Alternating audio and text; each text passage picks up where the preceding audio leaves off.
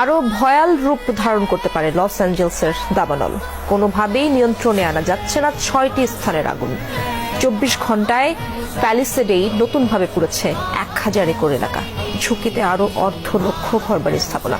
প্রাণহানি বেড়ে দাঁড়িয়েছে 16 জনে। মরার উপর খাওয়ার ঘা। ঘন্টায় বাতাসের গতিবেগ বাড়ছে 70 মাইল পর্যন্ত।